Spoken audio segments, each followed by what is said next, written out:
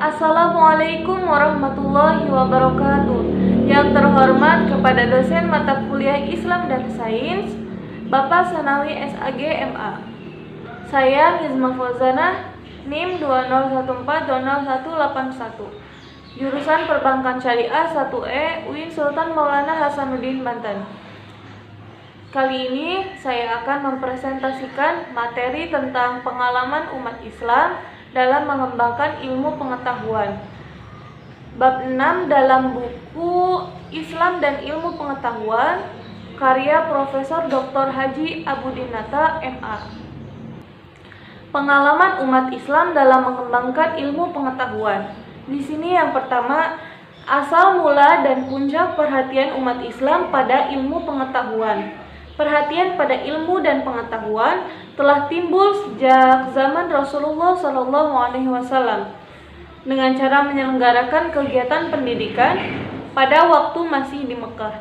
Kegiatan pendidikan secara sembunyi-sembunyi dilakukan di rumah salah seorang sahabat Nabi yang bernama Al-Arqam, sehingga tempat itu dikenal dengan nama Darul Arqam.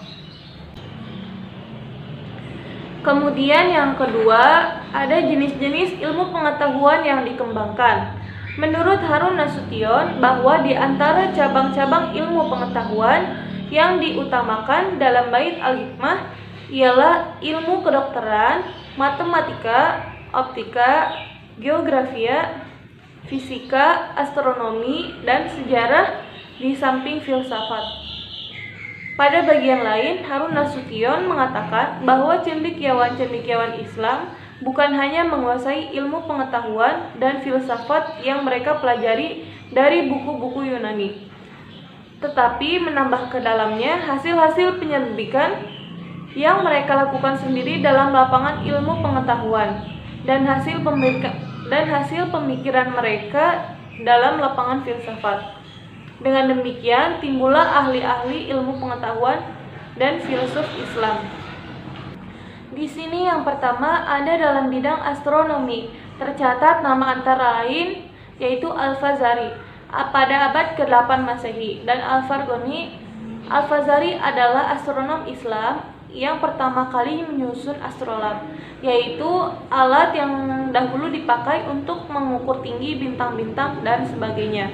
Adapun Al-Farghani di Eropa dikenal dengan nama Al-Farganus, yang menulis ringkasan tentang ilmu astronomi yang diterjemahkan oleh Gerard Cremona dan Johannes Hispalis ke dalam bahasa Latin. Selanjutnya dalam bidang optika, terdapat nama Abu Ali Al-Hasan Ibnu Al-Haytham pada abad ke-10 yang namanya dieropakan menjadi Al-Hazen. Namanya terkenal karena teorinya yang menentang pendapat bahwa mata yang mengirim cahaya kepada benda yang dilihat. Menurut teorinya bahwa bendalah yang mengirim cahaya ke mata, dan karena menerima cahaya itu, mata melihat benda yang bersangkutan. Teorinya ini ternyata kebenarannya. Kemudian ada dalam bidang kimia, terdapat nama Jabir Ibnu Hayyan dan Abu Bakar Zakaria Al-Razi pada abad 865 sampai 925 Masehi. Al-Razi mengarang buku besar tentang alkimia yang baru dijumpai di abad 20. Menurut Gustave Le Bon, sebagaimana dikutip Harun Nasution, bahwa yang diperoleh umat Islam dari Yunani tentang kimia sedikit sekali, sehingga ilmu pengetahuan ini banyak berkembang sebagai hasil penyelidikan ahli-ahli kimia Islami.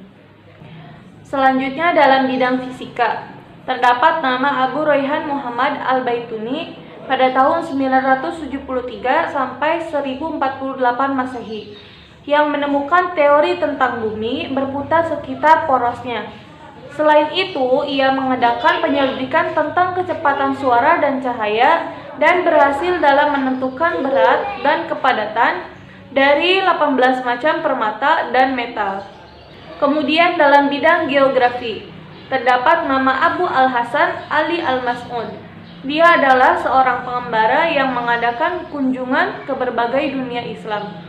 di abad ke-10 dan menerangkan dalam bukunya Ma'ruj al-Zahab yang berisi tentang geografi, agama, adat istiadat, dan sebagainya dari daerah-daerah yang dikunjunginya. Kemudian dalam bidang kedokteran terdapat nama antara lain Al-Razi dan Ibnu Sina. Di Eropa, Al-Razi dikenal dengan nama Rhazes, mengarang buku tentang penyakit cacar dan campak yang diterjemahkan ke dalam bahasa Latin, Inggris, dan bahasa-bahasa Eropa lainnya. Karena begitu pentingnya buku ini bagi Eropa, sehingga terjemahan Inggrisnya dicetak 40 kali di tahun 1498 dan 1866 Masehi. Selain itu, ia juga menulis buku berjudul Al-Hawi sebanyak 20 jilid yang dalam membahas berbagai cabang ilmu kedokteran. Pada 1279, buku ini diterjemahkan ke dalam bahasa Latin dan digunakan di Eropa selama berabad-abad. Sementara itu, Ibnu Sina 980 sampai 1037 Masehi. Selain dari filsuf adalah juga seorang dokter yang mengarang satu ensiklopedia dalam ilmu kedokteran yang berjudul Al-Qanun fil Tibb, yaitu ensiklopedia dalam kedokteran. Buku ini telah diterjemahkan ke dalam bahasa Eropa selama berpuluh-puluh kali. Selanjutnya dalam bidang pertanian terdapat nama Abu Muhammad Diyauddin Ibnu Baitar. Melalui usahanya, ilmu tumbuh-tumbuhan mengalami perkembangan yang pesat sebagai ilmu terapan untuk kepentingan obat-obatan.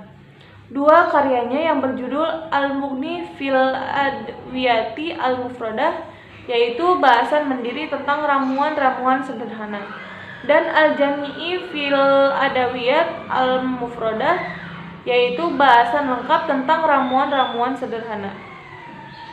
Melukis tumbuh-tumbuhan yang mengandung obat-obatan beserta binatang-binatang dan pelikan-pelikan yang dapat dijadikan ramuan obat-obatan.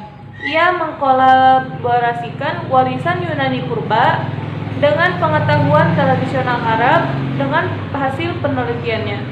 Selanjutnya, ilmuwan muslim yang termasyhur dalam bidang ilmu hewan antara lain Abu Sa'id Abu Al-Manik Ibnu Quraib Al-Asma'i, Abu Usman Amr Ibnu Bahar Al-Jahiz, Abu Hatim Mahmud Ibnu Hasan Al-Tabari Al-Qazwini, dan Kamaluddin Al-Damiri. Kemudian selanjutnya dalam bidang teknik dan arsitektur. Teknik yang dikembangkan kaum muslimin antara lain teknik pengairan yang digunakan untuk menyuburkan daerah tandus di Spanyol. Kemudian selanjutnya, sarjana muslim juga telah menguasai teknologi pembuatan kapal dan peta. Ahmad Ibnu Majid misalnya dikenal sebagai ahli peta, navigator, dan pengarang buku navigasi. Kemudian dalam bidang arsitektur terdapat nama Uqbah bin Nafi yang pada 670 Masehi berhasil membangun Masjid Agung Kairawan di Tunisia, dan masih banyak lagi lainnya. Kemudian dalam bidang ilmu, pasti terdapat tokoh-tokoh bernama Hamid Ibnu Hijar Abu Mahmud Al-Khujandi, kemudian Abu Fatih Umar bin Rohim Al-Khoyani, dan Nasiruddin Al-Tusi. Sumbangan Islam yang terbesar kepada ilmu pasti di seluruh dunia adalah di bidang ilmu hitung berupa angka-angka yang hingga kini di barat masih disebut angka-angka Arab, kendati bentuknya telah diubah. Kemudian dalam bidang filsafat tercatat nama Al-Farabi, Ibnu Sina, dan Ibnu Rushdi. Al-Farabi mengarang buku-buku dalam filsafat, logika, jiwa, kenegaraan, etika, dan interpretasi tentang filsafat Aristoteles. Selanjutnya, umat Islam mengembangkan ilmu pengetahuan sosial, antara lain dalam bidang sejarah, sosiologi, dan hukum. Bidang sejarah termasuk bidang yang diminati. Hal ini antara lain ditandai oleh adanya para ahli sejarah yang menulis beratus-ratus jilid buku yang menurut kriteria modern pun dianggap mengagumkan karena kesamaannya dan keobjektifannya. Selanjutnya dalam bidang sosiologi, terdapat nama besar Ibnu Khaldun yang berasal dari Tunis. Ia menulis suatu pengantar yang di dalamnya terjemahan bahasa barat yang tebalnya lebih dari 500 halaman cetak sebagai jilid pertama kitab Al-Ibar, yaitu buku sejarah yang 7 jilid. Kemudian dalam bidang ilmu agama, umat Islam mengembangkan ilmu tafsir, hadis, fikih, teologi, tasawuf, sejarah Islam, dan sastra. Dalam bidang tafsir antara lain terdapat nama tafsir Ibnu Abbas, tafsir Ibnu Katsir, tafsir Al-Tabari, dan tafsir Al-Qurtubi. Kemudian dalam bidang hadis terdapat nama Muslim dan Bukhari. Dalam bidang fikih terdapat nama Malik Ibnu Anas, Abu Hanifah, Asy-Syafi'i, dan Ahmad Ibnu Hambal. Dalam bidang ilmu kalam terdapat nama Wasil bin Atta, Ibnu Zail Al-Alaf, dan lain-lain dari kalangan Mu'tazilah, serta Abu Hasan Al-Asy'ari dan Al-Maturidi dari kalangan Ahlu Sunnah. Dalam lapangan tasawuf terdapat nama Zunun Al-Misri, Abu Yazid Al-Bustami, kemudian Husain Ibnu Mansur Al-Hallaj, dan sebagainya. Kemudian dalam bidang sejarah tercatat nama Ibnu Hisham, Ibnu Sa'ad, dan sebagainya. Dalam bidang sastra terkenal nama Abu Al-Faraj Al-Isfahani dengan bukunya Kitab Al-Aghni, dan Al-Jashyari dengan bukunya Alfu Laila wa Laila. Kemudian yang ketiga, faktor-faktor yang mempengaruhi.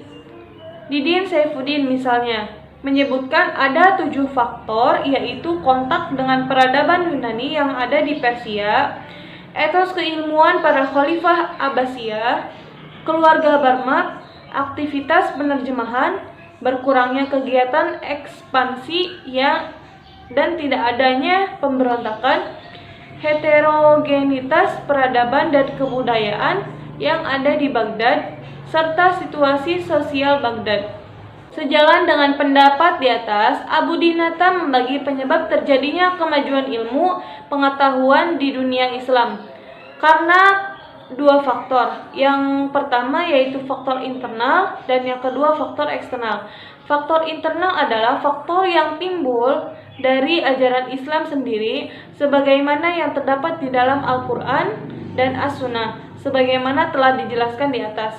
Adapun faktor eksternal terdiri dari yang pertama faktor lingkungan, kemudian yang kedua faktor kebutuhan, yang ketiga faktor ekonomi, yang keempat faktor politik dan keamanan yang membaik, yang kelima faktor asimilasi budaya, yang keenam faktor dukungan penguasa, yang ketujuh faktor tradisi ilmiah. Mungkin sekian presentasi yang bisa saya sampaikan, kurangnya mohon maaf. Terima kasih. Wassalamualaikum warahmatullahi wabarakatuh. A'udzu billahi minasy syaithanir rajim. Bismillahirrahmanirrahim. Qul ya ayyuhal kafirun la